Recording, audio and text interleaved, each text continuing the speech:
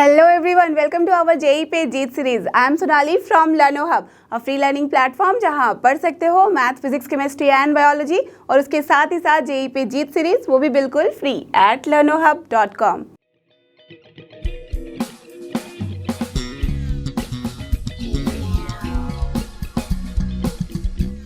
तो चलो बच्चों, हो जाओ तैयार। आज हम करने वाले हैं JEE पे जीत सीरीज में मैथ्स के अंदर ट्रिग्नोमेट्रिक फंक्शंस के कॉन्सेप्टेड ऑन वीडियोस। तो ऑलरेडी आपने देखे हुए कि काफ़ी सारे इसके कॉन्सेप्टेड ऑन वीडियो आ चुके हैं। तो आज के टॉपिक पे बहुत कुछ इंपॉर्टेंट करने वाली हूँ, जहाँ पे आप देखोगे कि मैक्सिमम एंड मिनिमम वैल्यूज़ कैसे निकालते हैं कोई भी ट्रिग्नोमेट्रिक फंक्शन का, राइट। तो दिस इज एक्चुअली बहुत ही ज़्यादा इंपॉर्टेंट है और खुद में एक बहुत बड़ा सा टॉपिक है। तो इसको एकदम अच्छे से डिटेल में और उसके साथ ही साथ कुछ स्पेशल फॉर्म होते हैं ट्रिग्नोमेट्रिक में, तो वो देखोगे आप कि कैसे उसका हम मतलब समझेंगे और कैसे समझ पाएंगे कि कैसे इसकी जो वैल्यूज़ है ना चेंज होती है, किस इंटरवल में लाई करती है और क्या होता है इसका पूरा रेंज, राइट। तो ये सारा कुछ देखने वाले हैं आज हम विथ लॉट्स ऑफ एग्जाम्पल। तो yes, get ready with your pen and paper so that we can start together.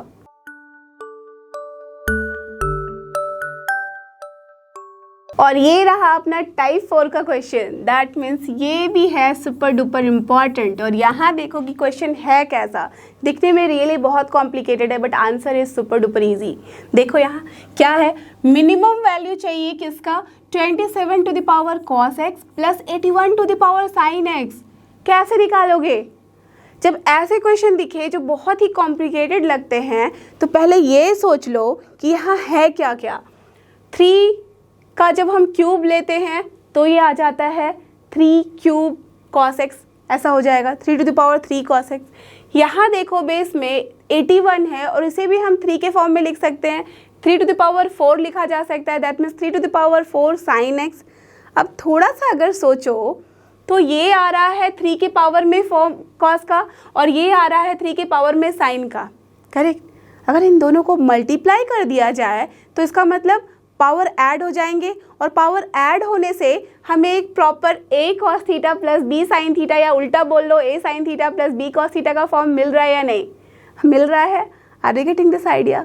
तो इसी की जगह पे हमें यहाँ बहुत ही इंपॉर्टेंट सा एक पॉइंट है, उसे यूज़ करना होता है and that is am is greater than equal to gm। तो जिन बच्चों ने पढ़ लिया है सीक्वेंस एंड सीरीज उनको तो ये अच्छे से समझ में आ चुका होगा। जिन्होंने नहीं पढ़ा है उनको भी बता दूं, आपने पिछले क्लासेस में, छोटे क्लासेस में पढ़ा हुआ है कि what is arithmetic progression and what is geometric progression.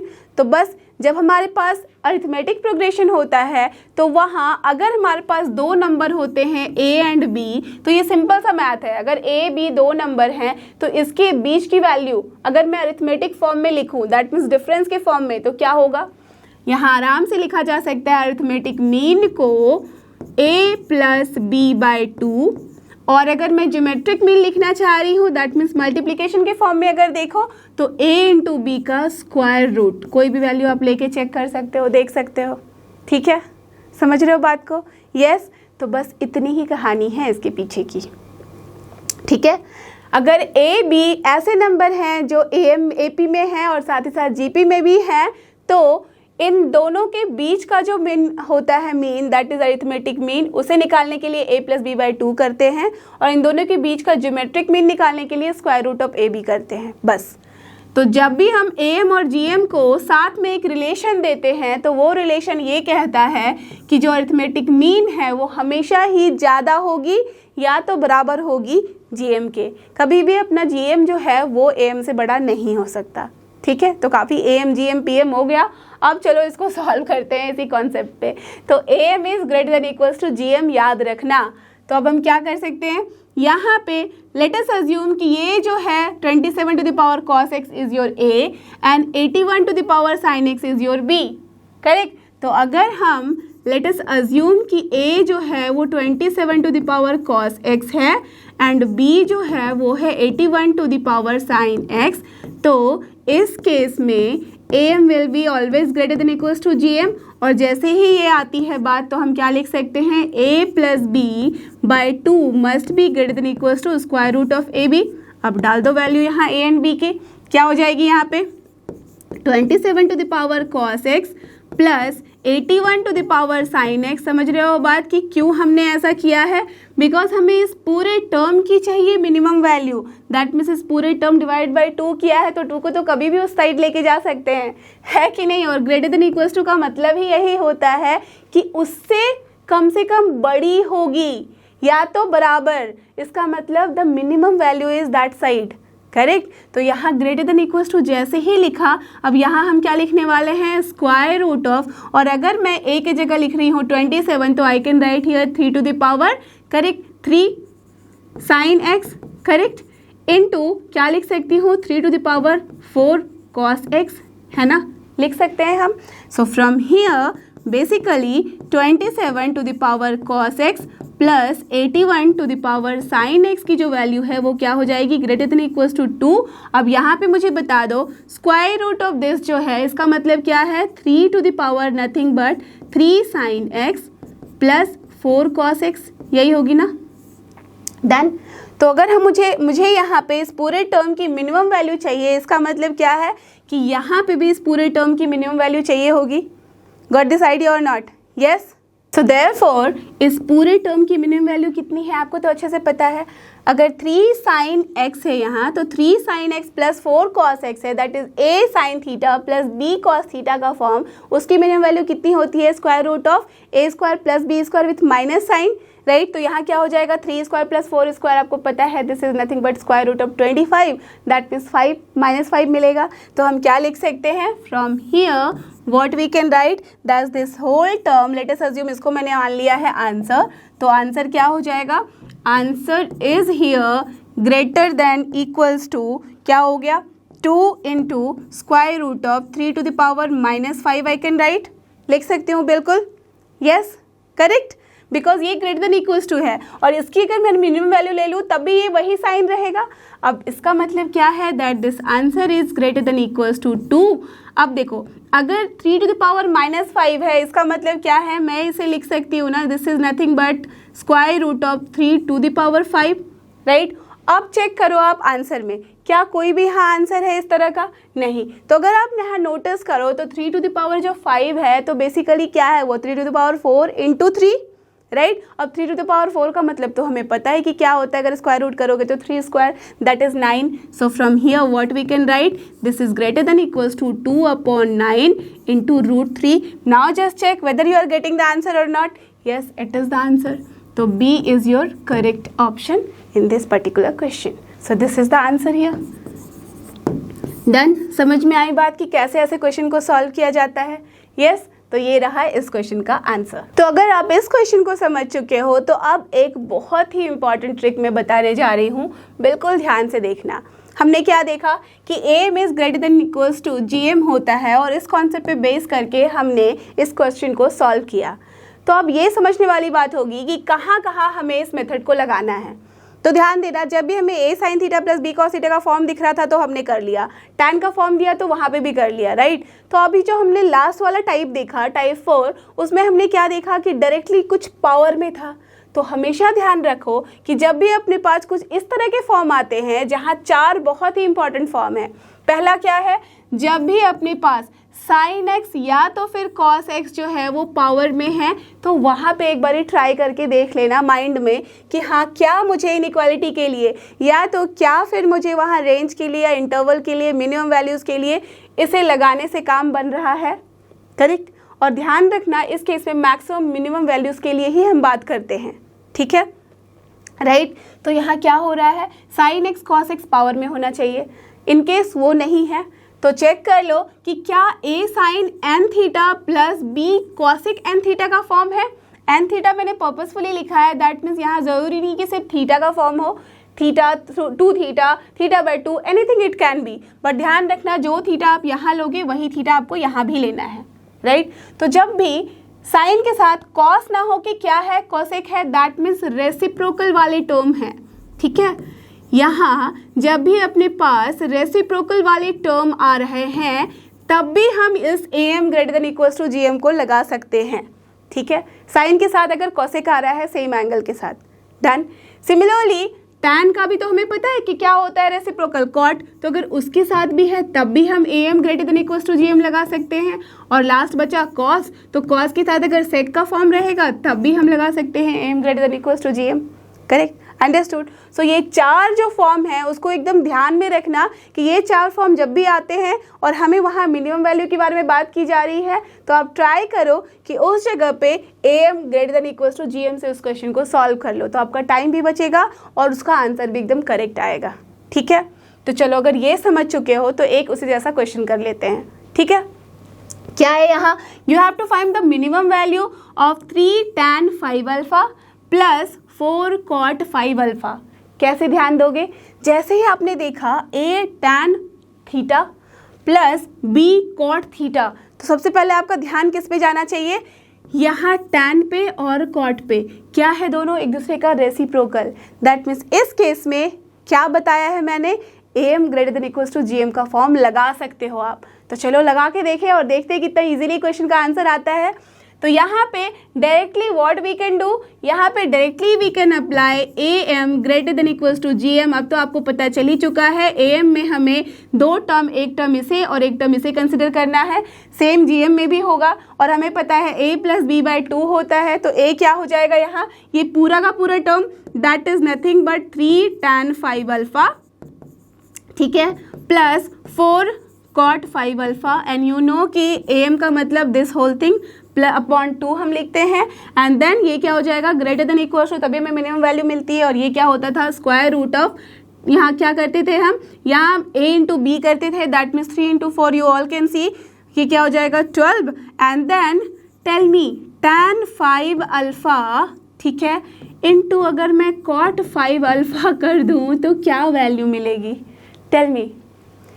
tan 5 alpha into cot 5 alpha, कोई भी समझ सकता है दैट ये दोनों कैंसिल हो जाएंगे एक दूसरे के साथ, बिकॉज एक दूसरे का रेसिप्रोकल है, तो हमें 1 मिल जा रही है। So from here tell me कि क्या मैं डायरेक्टली इसकी वैल्यू नहीं निकाल सकती by using this trick. cot of 5 alpha यहाँ है और यहाँ पे भी this will be greater than equals to 2 into square root of 12 only. Yes, and square root of 12 की वैल्यू कितनी होती है, 4 इंटू 3 है, दैट इज 2 बाहर आ जाएगा, तो 2 into 2 that is 4, that means greater than equals to 4 root 3, right. So this will be nothing but the minimum value and see you got this in few seconds only. Correct, understood the point. तो जब भी अपना ये तीनों form है तो उस case में आराम से आप वैल्यू इस तरह से निकाल सकते हो। Clear, understood. तो जब भी आपको दिखे कि रेसिप्रोकल वाला टर्म है, so this is the trick, that means इन तीनों के लिए we can use this option कि जब अपने पास ये तीनों फॉर्म आते हैं तो इसकी वैल्यू आप मिनिमम जो है वो डायरेक्टली लिख सकते हो, greater than equals to 2 into square root of A b, जहाँ ए क्या होगा ये वाला टर्म और बी जो है वो ये वाला टर्म है। क्लियर, देख लो यहाँ पे अप्लाई करके, ये क्या है, a tan 5 alpha plus 4 that means b cot 5 alpha. क्या होनी चाहिए थी वैल्यू, डायरेक्टली मिनिमम वैल्यू अगर मैं यहाँ से लिखती तो क्या करना होता, 2 into square root of A B क्या है यहाँ, minimum value will be 3 into 4 that is 12 only, that is nothing but 4 into root 3। देख लो वही आंसर तो हमने निकाला यहाँ। Clear, understood. तो this is the trick behind this. So this is really very important, screenshot लेके अच्छे से एकदम ध्यान से पढ़ो और समझो और क्वेश्चन सॉल्व करते रहो। अब देखते हैं एक और सवाल जो कि है डिफरेंट टाइप का। So here type 5 is there. अब ये भी देखो कितना इंपॉर्टेंट है और कितना मजेदार है। क्या है यहाँ, minimum and maximum values of 2 cos square theta minus 3 cos theta plus 2 for all values of theta. That mean ऐसा नहीं है कि थीटा किसी इंटरवल में है, किसी भी वैल्यू ऑफ थीटा के लिए इस पर्टिकुलर जो अपने पास इक्वेशन है, और आप देख सकते हो ये क्या है, quadratic equation in cos theta, तो इसकी आपको मैक्सिमम मिनिमम वैल्यू बतानी है। ठीक है, और आपके पास वैल्यूज़ भी गिवन है। डन। कैसे ऐसे क्वेश्चन को सॉल्व करोगे, तो इसको सॉल्व करने के लिए बहुत ही सिंपल सा तरीका है, और ये तरीका जो है जनरली आता है अपने कैलकुलस में से, जो कि खुद में एक बहुत ही इंपॉर्टेंट और बहुत ही अच्छा सा टॉपिक है, राइट। तो वो जो टॉपिक है वो बाद में आप डिटेल में पढ़ोगे, मैं अच्छे से उसको भी बताने वाली हूँ, बट अभी के लिए ये समझ लो कि इसका जो आइडिया है वो कैलकुलस से ही उठ के आता है। सारे जो फॉर्म है ना, सारे जो डिपार्टमेंट है मैथ के, सब एक दूसरे से रिलेटेड हैं। ठीक है, तो यहाँ पे देखो कि जब भी अपने पास ऐसे कोई क्वाड्रेटिक इक्वेशन आ जाए ट्रिग्नोमेट्री में और उसका हमें मिनिमम या मैक्सिमम वैल्यू चाहिए, तो सिंपल तरीके से क्या करो ना कि इस पूरे क्वाड्रेटिक इक्वेशन को एफ ऑफ एक्स के फॉर्म में कंसिडर कर लो और यहाँ पे जिस भी फॉर्म में है, अगर कॉस स्क्वायर थीटा दिख रहा है, कॉस थीटा दिख रहा है, तो एक काम कर लो, let us assume here X equals to है कॉस थीटा। ठीक है, अगर हमने ऐसा अज्यूम कर लिया तो एफ एक्स की वैल्यू हम क्या लिख सकते हैं, 2x² माइनस 3x प्लस 2 लिख सकते हैं। करेक्ट है ना, लिख सकते हैं, बिल्कुल लिख सकते हैं। तो जब हमारे पास ये क्वाड्रेटिक इक्वेशन आ जाए और इसकी हमें मैक्सिमम एंड मिनिमम वैल्यू चाहिए, तो आप यहाँ देखो कि हमने क्या कंसिडर किया है, x को कंसिडर कर लिया है कॉस थीटा। करेक्ट, जैसे ही आप x को कॉस थीटा कंसिडर कर रहे हो, इसका मतलब क्या हो रहा है कि थीटा के किसी भी वैल्यू के लिए, that means for all value of theta, हमारे पास x की जो वैल्यू है, दैट इज हमारे पास जो कॉस थीटा की वैल्यू है वो किस में लाई करेगी, it will belong to this -1 to 1 वाले इंटरवल में ही। राइट, ये तो हमेशा ही ट्रू है। दैट मीन्स x की जो वैल्यू है वो हमेशा -1 से 1 के बीच में लाई करनी चाहिए, है ना। और हमें यहाँ चाहिए क्या, मिनिमम एंड मैक्सिमम वैल्यू। तो ये कॉन्सेप्ट आया है अपने मैक्सिमम मिनिमा वाले टॉपिक से, कैलकुलस में से, जहाँ अगर हमारे पास कोई क्लोज इंटरवल है, उस क्लोज इंटरवल में अगर हमें निकालनी होती है मिनिमम एंड मैक्सिमम वैल्यू, तो हम क्या करते हैं, मिनिमम वैल्यू जो इंटरवल का होता है, दैट मीन्स दोनों end, lower end maximum end check करते हैं और साथ ही साथ उसके बीच में ऐसे पॉइंट चेक करते हैं जहाँ इसका डेरिवेटिव जो है वो 0 होता है। समझ रहे हो बात को? ठीक है, तो आप यहाँ ज़्यादा डिटेल में भी जाने की ज़रूरत नहीं है, बस इतना समझ लो कि हमें यहाँ 3 पॉइंट पे चेक करनी पड़ेगी। कौन कौन से पॉइंट हैं? तो पहला पॉइंट होगा यहाँ पे, here we need to check at f of -1, f of 1 and साथ में एक ऐसे पॉइंट पे जहाँ इस f' की जो वैल्यू है वो कितनी होनी चाहिए, 0। तो अगर जिस भी पॉइंट पे 0 होगी और इसका डेरिवेटिव क्या होगा, जिन बच्चों को डेरिवेटिव नहीं पता है डरने की ज़रूरत नहीं है, उसे भी हम करने वाले हैं अच्छे से, बट अभी के लिए समझ लो जिन बच्चों ने इसे किया हुआ है। क्या होता था ये, 4x - 3 = 0 जैसे ही करोगे तो यहाँ से आपको x की वैल्यू कितनी आ जाएगी, 3/4। बस अब हमें ये चेक करना है कि अगर ये जो रूट की वैल्यू है ये अगर बिलोंग कर रही है -1 से 1 के बीच में, फिर हम इस वैल्यू पे भी चेक करेंगे कि वैल्यू कितनी आ रही है, दैट मीन्स f ऑफ 3/4 पे भी वैल्यू निकालेंगे। इन तीनों में जो वैल्यू है वो मिनिमम आएगी, वो हो जाएगी इस पूरे फंक्शन की, इस पूरे इक्वेशन की मिनिमम वैल्यू, और जो मैक्सिमम वैल्यू आ जाएगी वो हो जाएगी इसकी maximum value. Understood? Are you getting this point? तो चलो सबसे पहले तो वैल्यूज़ निकाल लेते हैं। अब देखो, अगर f ऑफ -1 पे वैल्यू निकालूँ तो क्या हो जाएगा, -1 जैसे ही रखोगे तो दिस इज -1 का स्क्वायर इज पॉजिटिव ओनली, सो 2 -3 + 2, तो आ गई वैल्यू अपने पास 7। ठीक है, जब 1 रखोगे तो क्या हो जाएगा, दिस विल बी अगेन 2 + 2, 4 - 3 कितना हो जाएगा, 1। ठीक है, 4 - 3 1 ही होता है ना। हाँ चलो, 3/4 पे कितनी वैल्यू जाएगी, 2 × 3 का स्क्वायर इज 9/4 का स्क्वायर 16 -3 इंटू कितना हो गया है ये 3/4 + 2, तो कितनी वैल्यू आ गई, ये 9 टाइम्स कैंसिल हो रहा है, तो यहाँ पे अब 8 टाइम्स ना, 8 टाइम कैंसिल हो रहा है, तो एलसीएम ले लो, तो what will you will get 8 यहाँ से, और ये हो गया अपना 9, ये हो गया यहाँ पे 18 प्लस ये हो गया अपना 16, तो यहाँ से हमारे पास वैल्यू कितनी आ गई है, ये वैल्यू आ गई है अपने पास 7/8। तो यहाँ देख लो कि कौन सी वैल्यू अपनी मैक्सिमम है, कौन सी मिनिमम। तो मैक्सिमम में दिख रहा है कि this is 7, so this is your maximum value. ठीक है, और मिनिमम क्या दिख रहा है, 1 और 7/8 में 7/8, so this is your minimum value. ठीक है, तो जो भी आपके आंसर में ऑप्शन दिखे आप उसे चूज़ कर लो। तो कौन सा होगा, तो देखो यहाँ पे भी बहुत सारे बच्चे गलती करते हैं। क्या देखा, 7/8 है और 7 है, तो जैसे ही ऑप्शन में यहाँ पे देखा तो ये पहले आया है 7/8, तो बस उनका ध्यान रहता है कि अपने वैल्यूज़ पे और वो टिक कर देंगे बी। बट देखो यहाँ ध्यान से कि हमें क्या लिखना है, पहले है मिनिमम, उसके बाद है मैक्सिमम, बट ये क्या है, ये जस्ट उल्टा है, रिवर्स है। पहले यहाँ क्या है, पहले यहाँ गिवन है मैक्सिमम, बट आंसर में हमें चाहिए क्या, पहले मिनिमम चाहिए। तो यहाँ पे नेगेटिव मार्किंग होती है। बिल्कुल ध्यान से सोचना कि एक छोटे छोटे मिस्टेक पे भी आपकी मार्किंग जो है वो नेगेटिव में जा सकती है। So that's why you have to be very careful while answering. Option को भी करेक्टली मार्क करना है।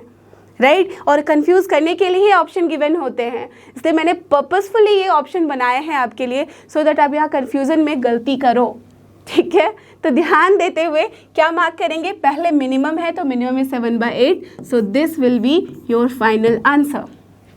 देन अब जिन बच्चों को इसको समझने में मुश्किल हुई है, एक बार मैं फिर से समझा रही हूँ, एकदम ध्यान से देखो और समझो क्या है यहाँ। जब भी ऐसे हमारे पास क्वाड्रेटिक इक्वेशन आते हैं जिसमें साइन थीटा या कॉस थीटा का फॉर्म आता है, आराम से आप क्या करो, साइन थीटा या कॉस थीटा को अज्यूम कर लो x, ठीक है। अज्यूम किया, अब उसके बाद हमारे पास फंक्शन की वैल्यू जो आएगी लिख दो। अब जब फंक्शन की वैल्यू लिख दिया हमने तो आपको यहाँ डेरिवेटिव निकालने की भी ज़रूरत नहीं है, बस सिंपल सोच लो। मैं एक और तरीका बता दे रही हूँ कि कैसे आप ये डेरिवेटिव की वैल्यू निकाल पाओगे। दैट मीन्स ये जो x = 3/4 आई है ना वैल्यू, ये आपको ऐसे ही मैं बता दे रही हूँ so that you don't have to apply this अभी के लिए, ठीक है। जब आप बाद में पढ़ लोगे डेरिवेटिव, दैट मीन्स जब फाइनल एग्जाम दे रहे होगे जेई के लिए, तब तो आपको ये आता ही होगा तरीका, बट अभी के लिए समझ लो एक नॉर्मल सा फंडा है। हमने ऐसे कर लिया, ठीक है, 2x² - 3x + 2। जैसे ही ये काम किया उसके बाद हम क्या करेंगे, हमें पता है कि इसकी मिनिमम या मैक्सिमम वैल्यू चाहिए और ये पता चल चुका है कि x = हमने cos थीटा लिया है, दैट मीन्स x की जो वैल्यू है -1 पे लाई करेगी। तो बस आपको यहाँ पे जो इंपॉर्टेंट काम करने हैं वो ये है कि f(-1) चेक करो, f(1) चेक करो और f यहाँ पे b/-2a चेक करो इफ़, याद रखना, if it belongs to the interval -1 to 1। अगर ये बिलोंग करता है तभी चेक करना है, नहीं तो कोई ज़रूरत नहीं है चेक करने की, इसलिए मैंने कंडीशन में लिख दिया है -b/2a अगर बिलोंग करता है -1 से 1 के इंटरवल में। ऑफ कोर्स समझ चुके हो रीज़न, जिन्होंने समझा है अच्छे से कि क्यों उस रीज़न में ले रहे हैं, बिकॉज कॉस थीटा की वैल्यू कभी भी उससे बाहर हो ही नहीं सकती, तो उस इंटरवल में अगर लाई कर रहा है तभी हम चेक करेंगे। डन। अब देखो यहाँ -b/2a अगर मैं यहाँ से चेक करूँ तो कितनी वैल्यू है उसकी, -b की जगह पे हम क्या लिखेंगे, -1 + 3/2a की जगह 2 × 2 4, वही वैल्यू आई ना जो यहाँ से हमने निकाली थी, ठीक है। क्लियर है बात, यस। तो दैट मीन्स यहाँ पे हमें क्या करना होगा, f/3/4 भी निकालनी होगी वैल्यू। अब इन तीनों में जो भी वैल्यू मैक्सिमम होगी वो मैक्सिमा है, जो भी वैल्यू मिनिमम होगी वो मिनिमा है, करेक्ट है, क्लियर है, अंडरस्टूड द पॉइंट। तो बस इस तरह के क्वेश्चन को सॉल्व करने के लिए ये ट्रिक लगाओ और क्वेश्चन के सारे मार्क्स पाओ। और आप देखो अब हम आ चुके हैं एक बहुत ही स्पेशल फॉर्म में। अभी आपने देखा कि a sin theta + b cos theta का फॉर्म जो था वो कितना स्पेशल था, राइट। am gm वाला भी टर्म देखा, करेक्ट। तो ये सारे जो टर्म है ना वो एक्चुअली बहुत ही ज़्यादा इंपॉर्टेंट होते हैं। हमेशा आप देखोगे कि क्वेश्चन की जो मैक्सिमम सोल्यूशन होती है ना उस पर अगर आप लगाओगे तो तुरंत से निकल जाती है, अदरवाइज आप इसमें सॉल्व करते रह जाओगे, आपका काफ़ी सारा टाइम चला जाता है, राइट। तो एक और स्पेशल फॉर्म है जिसको यहाँ पे बहुत ही अच्छे से आप लोगों को देखना और समझना है। क्या है वो, साइन थीटा + कॉस थीटा देखा था, अब क्या है हमारे पास, sine n theta, that means sine to the power n theta + cos to the power n theta. जो थीटा, बट यहाँ ये ध्यान रखना, अभी तक मैंने जो बताया था फॉर्म वो थीटा की किसी वैल्यू के लिए भी अप्लाई हो सकता था, बट ये जो स्पेशल फॉर्म है, करेक्ट, इस स्पेशल फॉर्म में आपको ये ध्यान देना होगा कि this interval is very very important. तो इंटरवल पे बिल्कुल ध्यान देना, फोकस कर लेना। दैट मीन्स फर्स्ट क्वाड्रेंट के लिए ही सिर्फ ये एप्लीकेबल है, करेक्ट, ठीक है, क्लियर है। तो जब भी अपने पास फर्स्ट इंटरवल में, दैट मीन्स 0 से लेके π/2 के बीच में sign to the power n theta + cos to the power n theta का फॉर्म हो, दैट मीन्स कुछ भी हो सकता है। दैट मीन्स यहाँ पे हम लिख सकते हैं sin² थीटा + cos² थीटा, या तो मैं लिख सकती हूँ यहाँ sign to the power 5 theta + cos to the power 5 theta, या मैं लिख सकती हूँ साइन टू द पावर, यहाँ अगर मैं लिखना चाहूँ तो मैं लिख सकती हूँ 1/5 थीटा भी + cos to the power 1/5 theta भी। चाहे तो मैं नेगेटिव भी दे सकती हूँ, क्लियर, कुछ भी कर सकती हूँ। That means sine to the power -17 theta + cos to the power -17 theta भी लिख सकती हूँ। But the only thing is what, कि जब भी मैं ये n लिख रही हूँ, दैट मीन्स ये जो पावर लिख रही हूँ वो सेम होना चाहिए, ठीक है। कुछ भी हो सकता है बट हमेशा साइन एंड कॉस दोनों में ही सेम होना चाहिए, but this is the thing. And साथ में ये एप्लीकेबल होना चाहिए कि थीटा जो है वो फर्स्ट क्वाड्रेंट में लाई कर रहा है, क्लियर।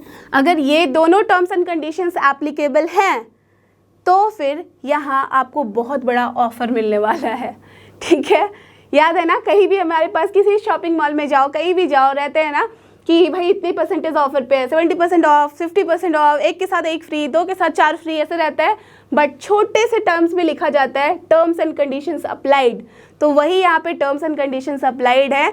2 कंडीशन है, एन शुड बी बोथ जगह पे सेम, और जो ये अपना इंटरवल है वो 0 से π/2 के बीच में होना चाहिए। अगर ये टर्म्स एंड कंडीशन आपने अप्लाई कर दिया तो ये आपके पास बहुत बड़ा ऑफर आता है। इसकी जो मिनिमम वैल्यू होगी या तो फिर मैक्सिमम वैल्यू होगी, ध्यान देना, this is really too much important topic. तो अगर मैं इसके बारे में पूछूं कि इस पूरे एक्सप्रेशन की मिनिमम वैल्यू क्या है, आप वो भी बता सकते हो, इसकी मैक्सिमम वैल्यू क्या है आप वो भी बता सकते हो, और वो वैल्यू जो होगी वो लाई करेगी इधर एट 0 पे या तो π/4 पे, दैट मीन्स या तो 0 डिग्री पे या तो फिर 45 डिग्री पे। It is very important and very easy also, ठीक है। दैट मीन्स कायदे से अगर मैं पूछूं कि sin square theta plus cos square theta की वैल्यू कितनी होगी, तो मुझे बता दो, 0 पे चेक कर लो, π/4 पे चेक कर लो, किसी पे भी चेक कर लो, इसको तो भाई किसी पे भी चेक कर लो, किसी भी थीटा के लिए, ये एक्सेप्शनल केस है। तो आपको पता है कि ये क्या है, एक आइडेंटिटी है, पाइथागोरियन आइडेंटिटी, और उस पर वैल्यू इसकी कितनी होती है, 1 होती है। दैट मीन्स मैक्सिमम मिनिमम कुछ भी इसके लिए जो है वो 1 ही है, सब कुछ इसका 1 है, राइट। बाकी किसी के लिए भी आप चेक कर लो तो क्या मिलेगा, जो भी 0 पे वैल्यू आएगी या तो फिर π/4 पे वैल्यू आएगी, उसी में से एक होगी इसकी मैक्सिमम वैल्यू और दूसरी होगी इसकी मिनिमम वैल्यू। अब इसके पीछे जो रीज़न है वो आता है from mushroom graph. Mushroom graph मैं इसलिए बोल रही हूँ बिकॉज इसका जो नेचर है वो मशरूम जैसा होता है, ठीक है, देख सकते हो ना, राइट। और ये आप पढ़ोगे आगे जाके, अगर आप इंजीनियरिंग मैथमेटिक्स लेते हो, वहाँ जाते हो, या तो फिर हायर आप अपने मैथ्स के लेवल में पढ़ते हो, तो हायर क्लासेस में मैथ्स के लिए ये बहुत ही इंपॉर्टेंट टॉपिक होता है, उस पर काफ़ी सारा रिसर्च होता है, तो बहुत सारे रिसर्च पेपर्स भी आते हैं इस पर, राइट। तो आप वहाँ से भी पढ़ सकते हो। तो अभी आपको इतने डिटेल में जाने की ज़रूरत नहीं है, जो इम्पॉर्टेंट है वो मैं आपको बताते जा रही हूँ। ये लेटेस्ट अज्यूम अपना एक्स एक्सिस है, ये है अपना वाई एक्सिस, ठीक है। यहाँ पे आपको पता है कि जब हम साइन थीटा का ग्राफ बनाते हैं, दैट मीन्स जब हम 0 से लेके चलते हुए आगे बढ़ते हैं तो ये क्या होता है, साइन थीटा। हमने यहाँ पे सिर्फ अप्लाई किया है π/2 थीटा के लिए, ठीक है। तो π/2 पे ध्यान रखना, इसलिए मैंने ऐसे एकदम मार्क कर लिया है बोल्ड। तो π/2 तक का अपना ग्राफ मैंने बनाया हुआ है साइन थीटा का। सिमिलरली बिकॉज ये सिर्फ फर्स्ट क्वाड्रेंट के लिए एप्लीकेबल है, और दूसरा अगर कॉस थीटा का अप्लाई करोगे ग्राफ तो क्या होगा, आपको पता है कि साइन 0 0 पे 0 होता है, इसलिए लेके गए हैं, और π/2 पे 1 होती है वैल्यू, डन। सिमिलरली कॉस की क्या होती है, 0 पे 1 होती है, और साइन की वैल्यू क्या होती है, जब π/2 पे आते हैं तो क्या वैल्यू हो जाती है, कॉस की 0 होती है। तो ये ध्यान रख लो, this is your sine theta and this is your cos theta, done. ये तो ग्राफ हमने बना लिया। अब जब इन दोनों को हम ऐड करते हैं, sine square theta plus cos square theta की वैल्यू कितनी होती है, 1। So that's why what we have got here, ये जो स्ट्रेट लाइन आपको दिख रहा है वो किसकी है, sign square theta plus cos square theta की। आप देख सकते हो यहाँ पे, मैं इसे बेटर अभी इरेज कर दूँ, ठीक है। ये देखो यहाँ पे हमारे पास क्या आ चुकी है वैल्यू, ये जो है n=2 लिया है हमने, इसका मतलब क्या है, दैट इसका मतलब है sign square theta plus cos square theta. तो जब आप sign square theta plus cos square theta करते हो तो ऑफकोर्स उसकी वैल्यू तो हर जगह 1 ही है, तो 0 से अगर π/2 में मैं चेक कर रही हूँ तब भी इतनी वैल्यू है, डन, क्लियर। चलो अब जब भी हम n की जो वैल्यू है वो लेस देन 2 लेते हैं तो इस ग्राफ का nature, that means sine to the power n theta plus cos to the power n theta का जो नेचर होता है वो आता है एक उठा हुआ मशरूम जैसा, करेक्ट। ये क्यों आता है आप समझ सकते हो, वैल्यूज़ जब यहाँ पे हम sign theta plus cos theta की वैल्यू ले रहे हैं, जो कि वैल्यू लाई करती है कहाँ से कहाँ, -1 से 1 के बीच में, राइट। तो जब भी हम यहाँ पावर जो है वो घटाते हैं 2 से, समझ रहे हो बात को, जब पावर यहाँ पे घटेगी तो वैल्यू बढ़ेगी, इसलिए ग्राफ उठा हुआ मिला। और जब हम यहाँ पे पावर इसकी बढ़ाते हैं तो जो हमारा रेशियो होता है वो हमेशा क्या होता है, डिक्रीज होता है, इसलिए हमारे पास वैल्यू मिलती है लोअर जबकि हम उसकी वैल्यू अपोजिट डायरेक्शन में लेते हैं। दैट मीन्स जब हम n से बड़ी वैल्यू लेंगे तो उस केस में क्या होगा, वो 1/2 का, जस्ट सिंपल समझ लो कि 1/2 पे अगर चेक कर रहे हो आप, ठीक है, बिकॉज 0 से लेके, अगर मैं यहाँ π/4 बोल रही हूँ तो 0 से लेके 30 डिग्री अगर सोचो आप यहाँ, तो 30 डिग्री पे वैल्यू कितनी होती है साइन थीटा की, 1/2। कॉस थीटा की वैल्यू कितनी होती है आपकी, √3/2, करेक्ट। अब सोचो कि कोई भी वैल्यू ले लो n greater than 2 पे, अगर लेटेस्ट अज्यूम मैं 5 बोल दूँ इसके ऊपर, तो अगर ये 5 ले रहे हो तो 1/2 हो रहा है, तो ऑफकोर्स इसकी वैल्यू छोटी होगी, इसकी वैल्यू भी छोटी होगी यहाँ। दैट मीन्स ये क्या हो रहा है, जब डिनोमिनेटर भी वैल्यू बढ़ती है तो इस पूरे का जो रिजल्ट है वो घटता है, इसलिए हमें घटी हुई वैल्यू मिलती है यहाँ। Clear, understood the concept? Yes. और π/4 is that's why important because π/4 एक ऐसी वैल्यू है जिस पे अपने साइन थीटा की और कॉस थीटा की वैल्यू इक्वल आती है या नहीं, करेक्ट। 1/√2 हमेशा होती है π/4 पे। दैट मीन्स जब भी हमने देखा है कि ग्राफ भी हम ड्रॉ करते हैं तो π/4 पे ये कट करता हुआ जाता है। दैट मीन्स π/4 पे जो वैल्यू होती है इन दोनों की हर जगह पे इक्वल मिलती है आपको, राइट। तो दैट मीन्स ये जो है अपना क्रिटिकल पॉइंट आता है, और ये जो क्रिटिकल पॉइंट का कॉन्सेप्ट है ये भी आपके कैलकुलस में से आता है। जब वहाँ पे भी आप डिफ्रेंशिएशन लोगे तो यू कैन अंडरस्टैंड कि कब उसकी वैल्यू हमें मिलती है, जहाँ पे हम उसका सोल्यूशन निकाल सकते हैं, मैक्सिमम मिनिमम चेक कर सकते हैं, ठीक है। तो ये कॉन्सेप्ट वहाँ से है, अभी डिटेल में जाने की ज़रूरत नहीं है, बस ये कॉन्सेप्ट याद रख लो, ये ट्रिक याद रख लो कि जब भी अपने पास n की वैल्यू <2 होगी तो ग्राफ ऊपर जाएगा, जब n की वैल्यू <2 होगी, कैसे ये 2 याद रखोगे, बिकॉज आपको पता है sin square theta plus cos square theta बचपन से रटते आ रहे हो इज 1, करेक्ट। तो जब आपको पता है कि 2 इज़ वेरी क्रिटिकल हियर, तो 2 से ही हम चेक करेंगे, 2 के ऊपर और नीचे चेक करेंगे। 2 से छोटी मतलब ऊपर, 2 से बड़ी मतलब नीचे, बस इतनी सी कहानी आपको याद रखनी है, करेक्ट। और इरेस्पेक्टिव ऑफ एनीथिंग कि हम n की वैल्यू क्या ले रहे हैं, इसका मैक्सिमा मिनिमा देख सकते हो आप π/4 पे। जब n की वैल्यू <2 ली तो इसकी मिनिमा वैल्यू कहाँ हमें मिली है, π/4 पे, ठीक है। अब जब n की वैल्यू हमने <2 ली है तो मैक्सिमम वैल्यू हमें कहाँ मिली है, सिर्फ उसी π/4 पे, तभी ये बहुत ही क्रिटिकल पॉइंट है। तो मिनिमम वैल्यू हमें इस केस में π/4 पे मिलती है, बट उसके अपोजिट π/4 पे हमें मैक्सिमम वैल्यू मिलती है फॉर n < 2 पे, क्लियर। और जब हम इसके जस्ट अपोजिट टर्म की बात करते हैं, दैट मीन्स जब n < 2 है उसके लिए अगर हमें मिनिमम वैल्यू चाहिए तो कहाँ पे मिल रहा है, 0 पे मिल रहा है, या तो आप π/2 पे बोल सकते हो। तो ऑलरेडी हमने एक को पकड़ लिया, आपको दिख रहा है कि ग्राफ उसी जगह पे आके पॉइंट मिलता है, तो हम क्या बोल सकते हैं, 0 पे चेक कर सकते हैं, ठीक है। इन द सेम वे अगर इसके लिए आप मैक्सिमम वैल्यू चेक करो तो क्या होगा, 0 पे, तो या तो 0 चेक कर लो और π/4, इन दोनों पे ही कहीं पे हमें वैल्यू मिलेगी, क्लियर है। तो दैट मीन्स इस केस में लेट अस अज्यूम अगर मैं इसके लिए वैल्यू निकालूं तो मिनिमम वैल्यू देख लो, दैट मीन्स अगर मैं यहाँ पे f(0) की वैल्यू निकालूँ और f(π/4) की वैल्यू निकालूँ तो कितनी मिलेगी, f(0) इस केस में sin 0 0 होता है, cos 0 कितना होता है 1, दैट मीन्स 1 मिलेगी। और यहाँ पे वैल्यू कितनी मिल रही है, अगर π/4 रखोगे तो π/4 का मतलब होता है 1/√2, that means 1/√2 to the power कितना है 5, प्लस इस केस में भी 1/√2 टू द पावर 5। तो दिस इज योर, इन दोनों में से चेक कर लो, जो भी वैल्यू आएगी, जिसकी भी मैक्सिमम मिनिमम जो भी वैल्यू मिल रही है वो हो जाएगी आपकी। और ऐसे देख सकते हो आप, जैसे हमने 5 बोला, आपको ये भी बोलने की ज़रूरत नहीं है कि कौन सी वैल्यू मिनिमम होगी या मैक्सिमम, आप आराम से समझ सकते हो as we are taking n = 5, जो कि क्या है, 2 से बड़ी वैल्यू है। दैट मीन्स क्या होना चाहिए, ग्राफ नीचे होगा तो π/4 पे मिनिमम वैल्यू मिलेगी। समझ रहे हो बात को, यस, क्लियर है पॉइंट। तो जैसे ही हमने देखा कि n की वैल्यू हमारे 2 से बड़ी है तो ग्राफ का होगा आपका नेचर नीचे, दैट मीन्स मिनिमम मिलेगी π/4 पे, मैक्सिमम मिलेगी 0 पे, डन। अब अगर मैं इस केस में पूछ लूँ आपसे कि इस sin टू द पावर -17 है और cos टू द पावर -17 है, तो यहाँ पे हमें मैक्सिमा कहाँ पे मिलेगी और मिनिमम कहाँ पे मिलेगी, tell me.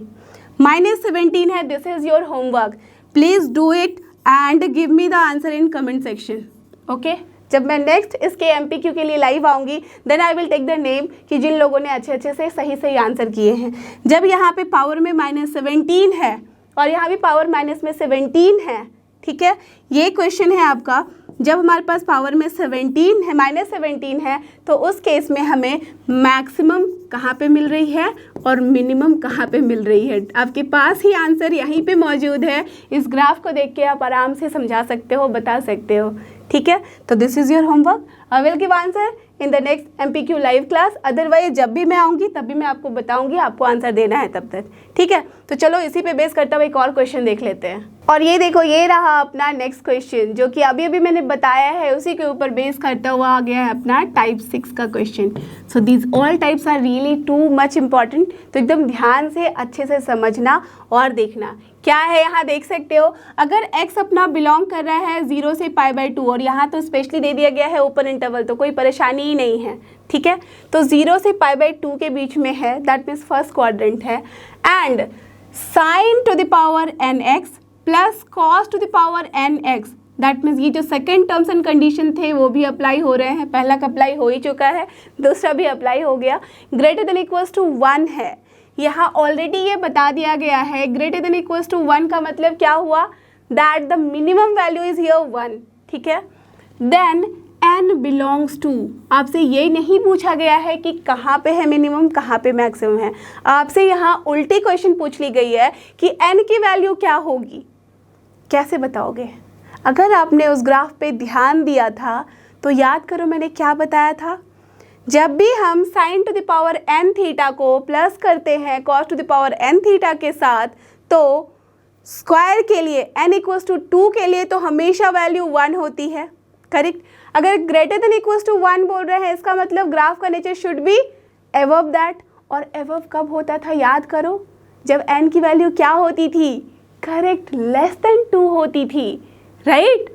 Are you getting this और not.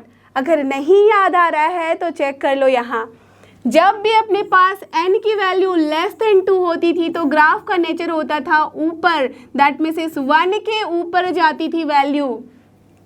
Are you getting this point, yes. तो ये जो 1 वाला ग्राफ है इसके ऊपर वैल्यू जा रही है, इसका मतलब sin टू द पावर जो यहाँ nx है, ठीक है, plus cos to the power nx है, उसकी value greater than equals to 1 होनी चाहिए। इसका मतलब 1 के बराबर या उससे ज़्यादा होनी चाहिए। तो n की वैल्यू क्या होनी चाहिए, लेस देन 2 और नॉट इंक्लूडिंग 2 ऑल्सो।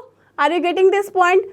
क्यों यहाँ पे इनइक्वालिटीज़ में हमेशा ग्रेटर देन और इक्वल टू का जो साइन होता है, that mean slack inequality and जो स्ट्रिक्ट इनइक्वालिटी है इज इम्पॉर्टेंट, बिकॉज हमें वहाँ पे क्लोज रखना है ब्रैकेट या ओपन रखना है, दिस इज़ वेरी इंपॉर्टेंट। तो क्या गिवन है, ग्रेटर देन इक्वल्स टू। अगर सिर्फ ग्रेटर देन 1 दिया रहता तो हमें n लेस देन 2 लेना होता, बट यहाँ ग्रेटर देन इक्वल टू बोला गया है। अगर इक्वल टू 1 है इसका मतलब n should be equal to 2 also. तो क्या वैल्यू होनी चाहिए, n must be less than equals to 2 here.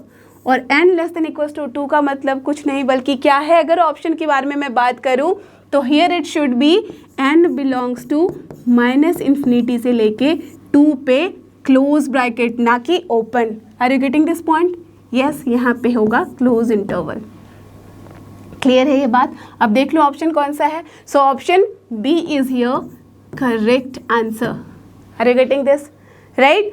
मैं यहाँ पे अगर आपको एक और ऑप्शन देती तो आई एम श्योर मैं आपको यहाँ पे ऑप्शन ऐसा देती कि -∞ से लेके 2 और यहाँ दे देती ओपन इंटरवल, तब आई एम श्योर मैक्सिमम बच्चे गलती वहाँ करते, बिकॉज वो तो सोचते हैं n लेस देन 2 पे होती है, ग्राफ का नेचर ऊपर होता है, दैट मीन्स वो हो जाता। बट यहाँ ध्यान देना हमेशा जब भी इक्वल साइन है, दैट मीन्स उस पॉइंट को हम इग्नोर नहीं कर सकते जहाँ पे उसकी वैल्यू 1 के इक्वल होगी। सो that's Y 2 must be in the close bracket.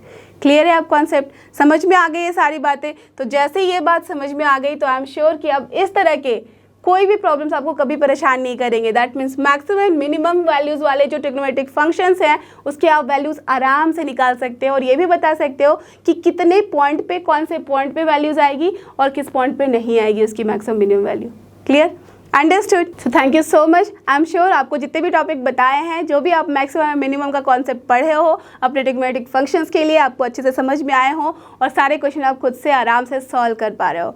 ठीक है, तो इसके साथ ही you already know this is Learno Hub, free है पर बेस्ट है। थैंक यू, हमारे साथ बने रहो इस जेई पे जीत के सीरीज़ में।